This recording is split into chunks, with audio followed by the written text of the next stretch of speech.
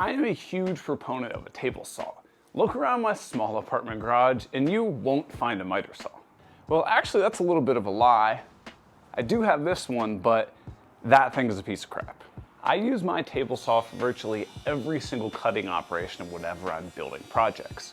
From furniture, to shop projects, to outdoor games, the table saw is truly the heart of my shop.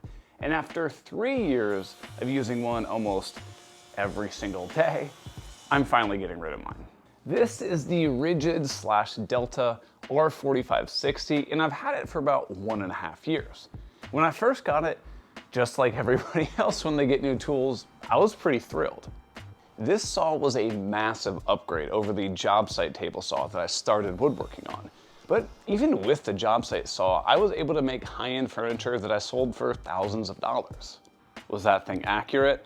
No. Was it reliable? No. Was it quiet? Definitely not. But that $200 saw that I bought was truly the thing that launched this business into what it is today. I had to recalibrate that saw every day, and I was never really able to rely on any of the measurements. Now, one thing that drove me absolutely nuts on my old saw was that the height adjustment and bevel adjustment were on the exact same dial. It was near impossible to change the height of the blade without bumping the bevel off and making the blade no longer square with the table. But with a boatload of patience, I was able to make it work for me and created tons of furniture with it. Well, that was all until one day when the motor fell out of the bottom while I was building a media console. And actually, you can move this entire motor by your hand now. That was certainly a scary day for me. Shortly after that super scary event, I upgraded to this larger rigid R4560, and I thought it was going to solve all of my problems. It was substantially more stable with its cast iron table, it has a drastically larger working surface, and best of all, the blade actually stayed locked in when I set it to 90 degrees. That's an often overlooked feature. I made a video all about the upgrade, including the full setup, discussing in detail how exactly my first job site saw broke, and I'll leave a link to that video down in the description below if you want to know more about that. But at that time, I was pumped about getting this new saw. There's absolutely no doubt in my mind that I had the new tool euphoria. Everything just seemed perfect about this saw, and I didn't see a single shortcoming. But as you know, that euphoria very quickly wears off. It wasn't more than about 2 weeks that I had started noticing things that would drive me absolutely nuts about this saw. None of those issues seemed to really be a massive disservice or completely dismiss the saw, but they did kind of irritate me. So shortly afterwards, I made a follow-up video that was more of a long-term review about the specific saw to warn people about both the pros and the cons of this thing and act as a long-term formal review. I'll leave a link in the description to that video as well if you want to check that one out. Only problem is just a few weeks after making that video, it was like someone turned on the floodgates of issues and I started really tuning in to all of the, let's call them quirks about this saw. First, the dust collection port is pretty much useless. Sure, this thing covers the blade substantially better than my job site saw does and catches a lot of the dust. But the problem is it's barely held on and the sawdust leaks out of the bottom like crazy. Second, this far side of the saw had a giant hole that I would constantly drop things through and it drove me nuts. I was able to solve that problem by making this DIY router table insert, so that wasn't too big of a deal. If you are interested in making one of these of your own, I made a full video and free plans that are available linked down in the description below if you're interested, and it will work for any table saw that's got an open side like this. But on the other side of the saw, there are these super cheap, flimsy, stamped sheet metal wings that are nowhere close to being flat, and they're attached to the third major problem of the saw, and that's these rails. The rails that the fence slide on and subsequently that the wings on either side of the saw are attached to are split in half so they can fit inside of a smaller box during shipping and save the company a couple dollars. The problem with that is no matter how hard you tighten them to the saw, any small amount of weight will cause them to bow or deflect, which leads you to no longer have a flat work surface and causes your fence to get stuck, which is super annoying. Speaking of the fence, the fourth major issue I had was that the fence would go out of calibration constantly, like multiple times a day.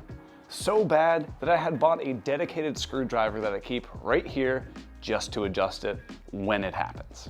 Not if, but when it happens. Because those rails would move, that causes the fence to get pulled slightly out of alignment. So sometimes my fence would kick out away from a blade, which isn't a huge deal, but other times my fence would kick in towards the blade, which is a recipe for some nasty kickback. Not to mention that I've had to replace this locking handle 3 times because the metal is so soft that the threads that hold the bolt in have ripped out. And lastly, a few months ago, the mechanism that locks the blade in place at a certain height broke, so I can no longer make accurate or repeatable dado cuts. With all that said, I know that I probably use this saw way more than it's intended for. And I still think that at the $600 price point, it's a pretty solid deal. But for me, it's no longer enough. So it's time to get rid of this thing and grab something that will suit my needs a little bit better. Well, things certainly look a little different now that the table saw is completely gone. However, all that empty space is not gonna last long because this thing just showed up. And I'm sure that you're just excited as I am, so let's get everything off this pallet and see what we got. I know the first question that people are going to ask is, well, what happened to my old saw? Where is it? Can I pick it up? And the simple answer to that is, unfortunately, no. Somebody locally in my community already picked it up and it is back in their shop and they're using this saw. So unfortunately, it's not available anymore. And if you do want to be alerted about times where I'm getting rid of tools and want to grab stuff like that, Instagram is where I post that, so make sure to follow me over there if that's something that you want. Now I know that everybody just immediately wants me to cut into this box and check out the table saw, but there's one thing I need to do first. Over here in this massive collection of boxes, I have the mobile base. Because that thing is so heavy, there is no way I'm taking it off the pallet without having the mobile base already built. I don't think for most people, mobile bases are really all that necessary. I mean, who really moves their table saw all the time, right? For most people, they're gonna take their table saw out, set it up once, and probably leave it in the same spot for a long period of time, making the mobile base kind of unnecessary. I thought that this part of the mobile base was going to be a little bit more visible once I had the table saw fully assembled, so I took tons of time of making sure that it looked really nice, had this perfectly smooth epoxy coat on it, but once I put the saw on this, you'll realize that I just wasted a boatload of time. I should have just painted the thing and moved on with my life. And once all those holes are drilled, I can take the corner brackets, put the bolts through, put a washer, lock washer, and nut, and then tighten everything down to hold all these different corner pieces to the plywood base. So with that mobile base together, let's crack into the table saw. I don't think this is gonna work. Let's try this.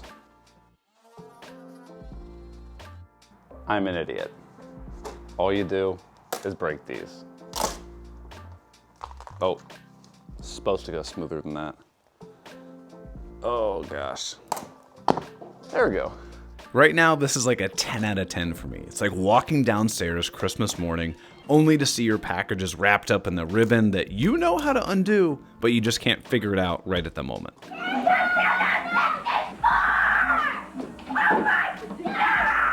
Can you guess what it is yet? This is a cabinet table saw. And I know that some people are gonna get really upset because I've already had people message me saying that the only reason they follow me is because I have a job site table saw like them. And I totally get that, because it's really neat when you watch people online and you can identify with them because they have the exact same tools as you do. Upgrading to this bigger table saw is just a step in my progression or my evolution as a woodworker. It'll probably be a lot easier if I remove the shipping brace first.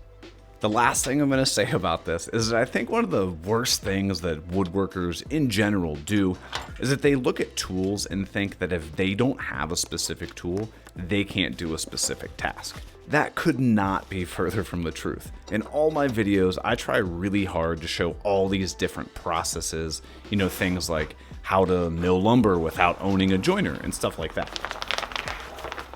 All of that is done with the goal of empowering people to show them that even with really, really limited tools, they can still get the exact same tasks done. The only thing that's different is the time. All right, so the mobile base is all situated and it's time to get this saw off the pallet onto the base. But because I'm stubborn, I'm not gonna ask for help, so time to throw my back out. Here we go. Oh my God. Okay, yep. She's heavy. Let's try this. All right, this looks promising. Let's see if we can kind of tilt it on here. And yes, I got steel toe boots on just in case.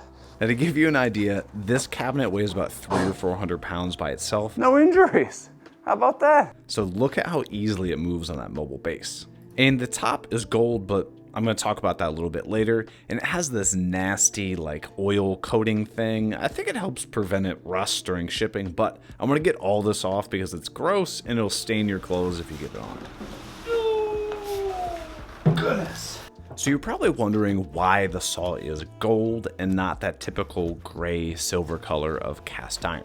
Well, this specific saw has a specialty coating on it, and a lot of people call it a tin coating because, hold on. Oh, that was satisfying. All right, so a lot of people call it a tin coating because it's spelled T-I-N, but if you remember back from your college chemistry days, you know that because the I is lowercase, it's actually titanium nitride. Now, titanium nitride is an extremely hard ceramic material, often used as a physical vapor deposition coating on titanium alloys and a bunch of other words that I don't know what they mean, to improve the substrate's surface properties. And yeah, I read that from Wikipedia. Now, what does that mean for normal people like you and me? Outside of the gold kind of looking neat, they claim that it provides superb rust protection and less friction. Now, is there any evidence to back that up? I don't know. It's probably like the organic vegetable industry. You just have to believe them. Now, one of the major downsides of getting a cabinet saw like this is having to align these pieces perfectly. Now, even if you do manage to get the tables perfectly aligned and all the bolts tightened down, you'll probably notice sometimes that if you put a straight edge across everything, there is a little bit of a gap. But that can easily be fixed and it's normal. Now, since the side extension on the saw was falling downward, what I want to do is put a shim at the bottom. That way, when I tighten everything back up, it will actually pull the table upward. This is one of the major downsides of working with a larger saw. Because the components are so heavy, it's really hard to unpackage and get everything assembled. I could not get this out of the box without absolutely destroying this thing. And even once I finally got the box open, this piece was crazy heavy. Well, that one was disappointing. Definitely not as satisfying as the others, but let's get this thing installed. One of the things that I really started to notice as I was building this saw is I was comparing it a lot to my previous two saws.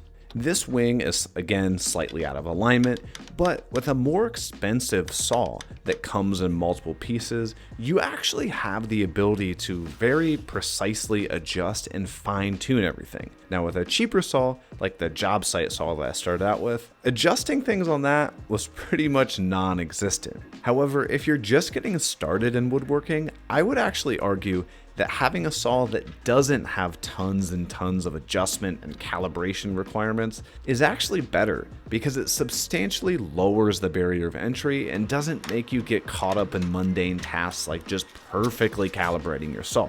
You just take the saw out of the box, turn it on, and start building your projects. There is no question that getting the extension wings perfectly aligned and leveled is without a doubt the most time-consuming part of putting a table saw together. But now that that's done, let's grab the front and rear rails and attach them to the saw. Now, if you recall earlier in the video, I talked about my prior saw, my rigid contractor saw thing, and those front and rear rails, ooh, that was tough to say, rear rails, there we go. They were in two separate pieces, which caused me to have a lot of setup and calibration issues with the saw over time. But because this saw has rails that are single pieces, once I set it up, I should be fine for a while.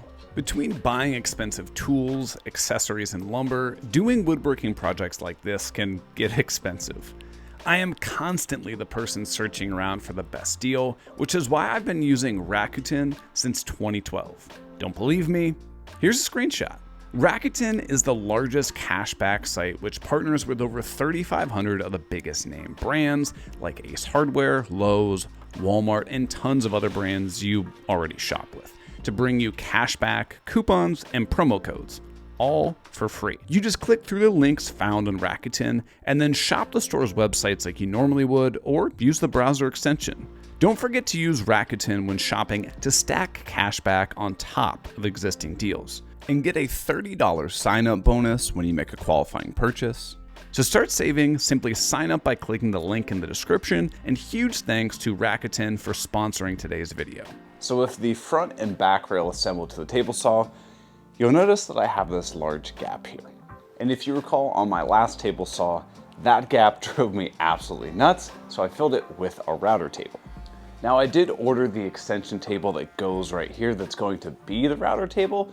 Only problem is because of supply chain issues, it's back ordered. So I don't have it right now, but I will be installing it in the near future. I wanted to address that because I knew that people are gonna ask down in the comments, but let's continue the setup. Before ordering this saw for myself, one of the things that I was really curious about, and I talked to several people about, was the fence on this saw. I'll show you a little bit more later, but it's really unique, and it's actually two fences in one.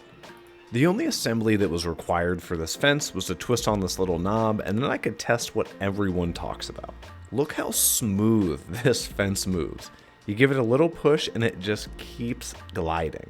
Now, of course, this fence is not perfectly aligned right out of the box. There's a huge gap, but this fence has a bunch of little knobby doodles on it that you can easily adjust so that you can align the fence perfectly, so you have just a small gap underneath the fence. Now, if you remember earlier, I said that this fence is actually two fences in one. And so if you undo the knobs on the side, you can go from a low fence to a high fence. Now, I will likely keep my fence in this high position 90% of the time, but when I need to make really thin cuts, by putting it in the low position, I can get my hand and push sticks closer to the blade and just makes everything a little bit safer and easier. And here's another reason why I decided to go with this saw. Right now, I'm in an apartment woodshop where I'm stuck with 120 volts on a single circuit, and I have no ability to get to the breaker panel or anything to upgrade that. So this saw will work for me now, and when I move out of this in the future, hint hint, I will be able to upgrade the saw to 220 or 240 volt, whatever you want to call it, and get a little bit more power, a little bit more juice out of this saw. What the heck? I'm missing a pin. Well, that's a little bit of a bummer. I'm missing a pin on the bottom one, so the door's not gonna open and close correctly. Now, Harvey is a pretty small company, and I wanted to know what the experience was going to be like reaching out to customer support, so I did not tell them that I have a YouTube channel or any social media presence. I just filled out the regular contact information like anybody else would, and to my surprise, they got back to me within just a few hours and overnighted me a replacement piece. That's pretty cool. The next piece that I'm adding on here is the overarm dust collection, and to be completely honest with you, I'm not really sure what I think about this. I know a lot of people who have saw stops and Lagunas and other saws like that have this on their saw, and they say that even with a really good dust collector, it's not great. And my dust collector is really, really bad, so I have a feeling this probably isn't going to do much of an upgrade for me, but I might as well install it right now. What I'm doing here is making a small alteration to the washer thingy that holds the blade on the arbor. As you can see, it looks like European blades have these little cutouts in them with the screws that sit in them. I don't know. None of my blades do, so I'm just going to remove those screws and then I can easily attach any blade that I have onto the arbor, no problem. And speaking of the blade, the one thing surrounding the blade that I definitely need to dial in right now is the levelness of the throat plate. Super easy, just put a straight edge across it and use the small set screws in until that thing is perfectly level with the surface of the table saw. So now that I've got the table saw set up in my shop exactly where I want it to go, you might have noticed that this front rail doesn't have any measurings or markings of where to align the fence to. But thankfully, before throwing away all of the boxes and trash, I did find this adhesive tape measure that I'm going to apply.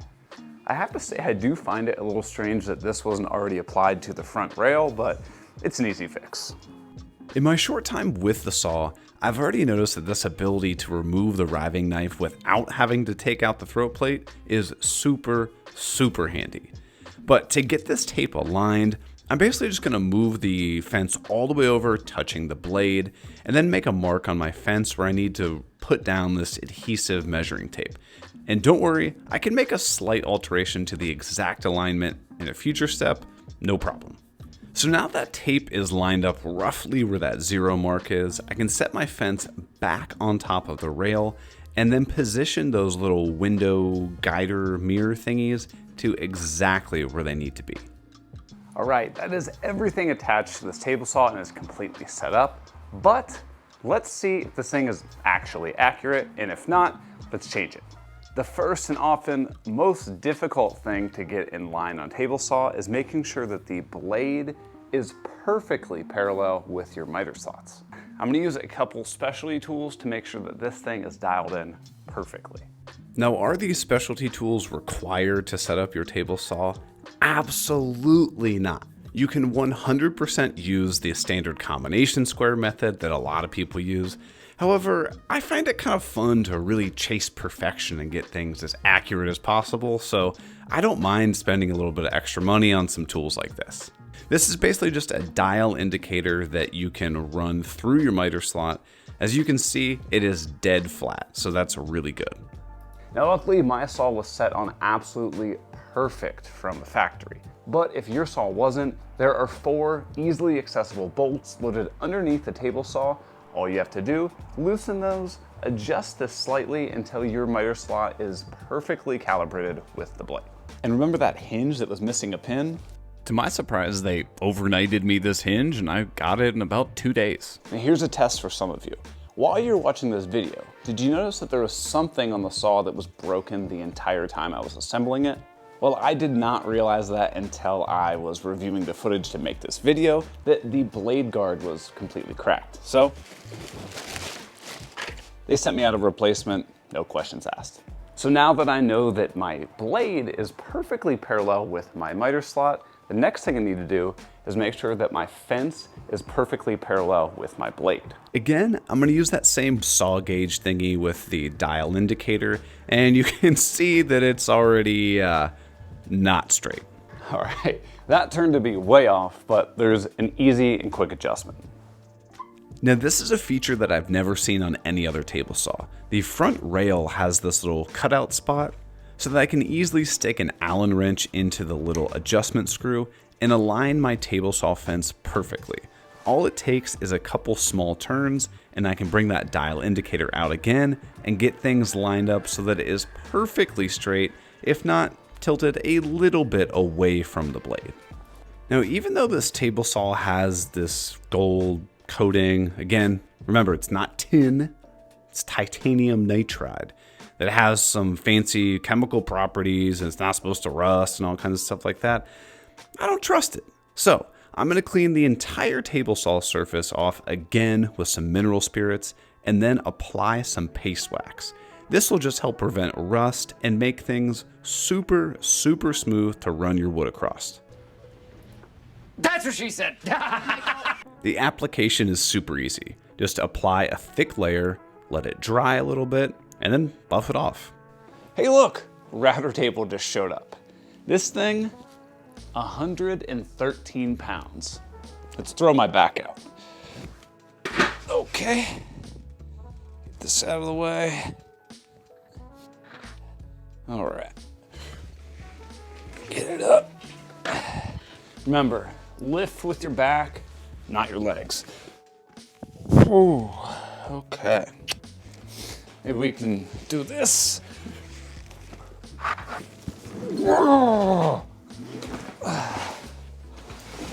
Now this part of the table saw was back ordered, but it actually showed up, relatively fast after my main table saw did. But this thing was crazy heavy to put on there. I know 100 pounds doesn't seem like a lot, but when it's this really weird shaped box that doesn't really have any handles or anything, 100 pounds is a lot to lift up.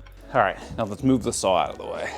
In the past, I did have a separate router table from my table saw, but with the super small shop space that I'm in, I found that having the router table built into the side of the table saw not only gives me a larger work surface, but saves a tremendous amount of space because honestly, I really don't use my router table all that much, especially not enough to justify taking up important real estate inside the shop that I really can't afford to lose. This thing is a solid piece of cast iron, so it's really hard to maneuver this thing around, especially if I have to try to lift this, put it in place, and attach it to my table saw. So I took a tip from Nick from Key Woodworks about getting all my Festool sustainers. No! God, please, no! No! No! No! That's gonna trigger some people out there, but I grabbed all my Festool sustainers and stacked them up on a little cart so that I can easily move this table over. And for the reveal of the router table, I gotta admit, I'm bummed that this one isn't gold like the rest of the table saw, but hey, can't have everything your way, right? And then that's when I realized that the table wasn't quite tall enough to be able to connect to my table saw, so I need to grab another sustainer to bump this thing up just a little bit.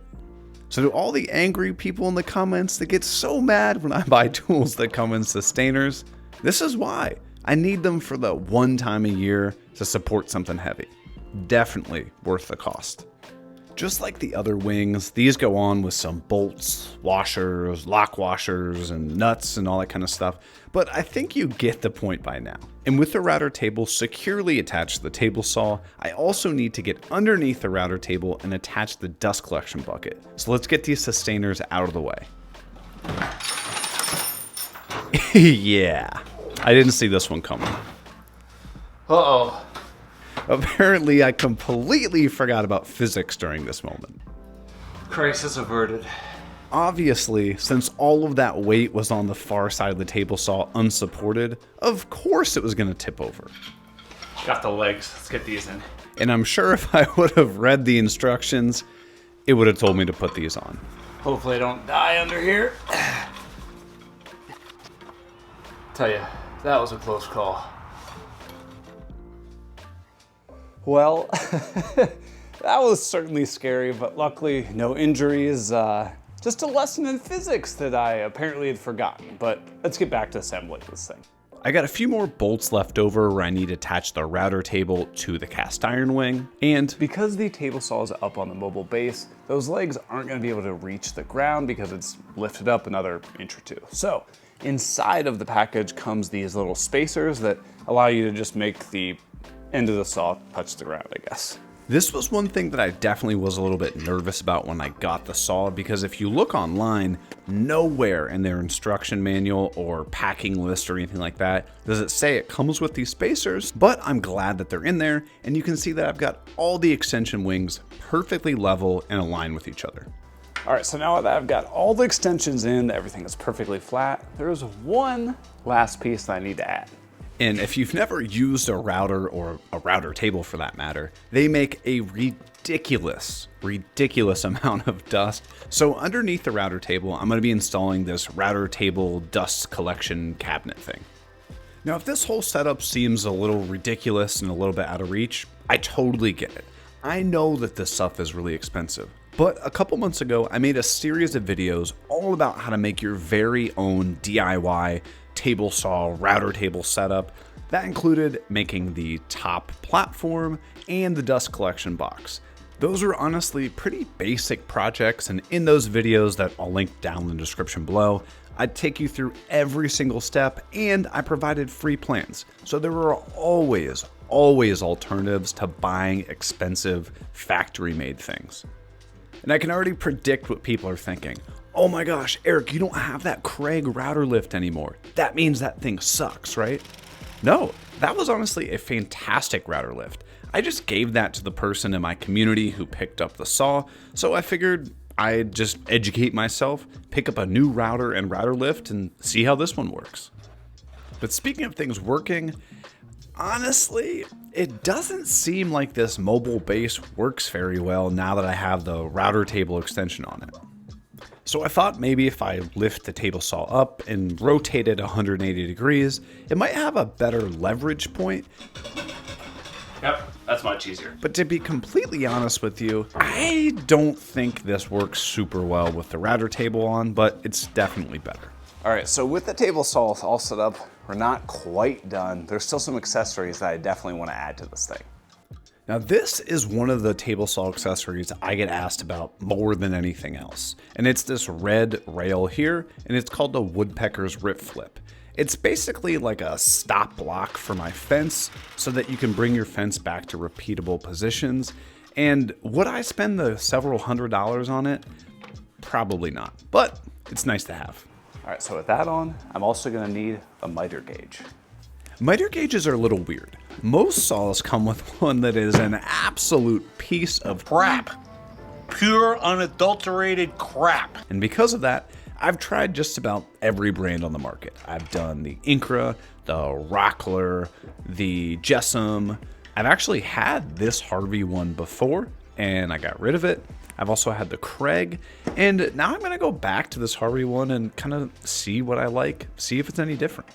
When I used this one in the past, I truly had no issues. I just had some other miter gauges that I wanted to try out, and I just didn't have the room to hold this one, so I sold it. There is not some big story about it failing on me in the past. I just had to make space. All right, so with that on, there's one last accessory I want to add, and that's these stock guides. But these require that I attach it to the fence, and this is a brand new fence, so I do not want to drill into it. So I figured this would be the perfect time to grab a piece of wood and make a test cut with this saw. All right, so let's get this thing plugged in. What the kind of plug is this? I'll be back. So here is the plug that this saw came with, which is really weird looking, and I don't have anything that this can plug into. And this is what a standard US plug looks like.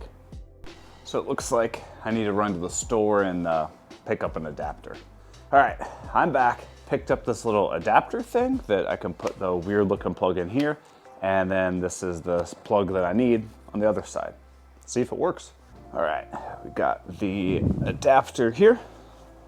Do the weird plug into this side. All right, it fits. Put this in here. Let's give it a shot.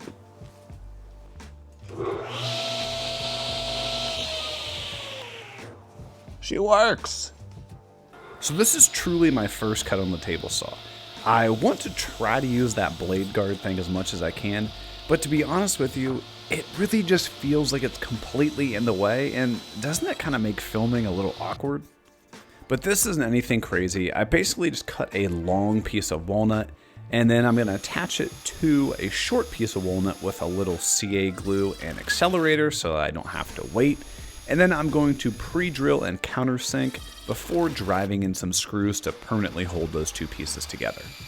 Then with a Forstner bit, I drilled out these, I think they're 2 1/4 or 2.5 inch diameter holes to drop in these mag switch things. And if you've never seen these before, they're basically super strong. I think these magnets hold 150 pounds each, and they're switchable.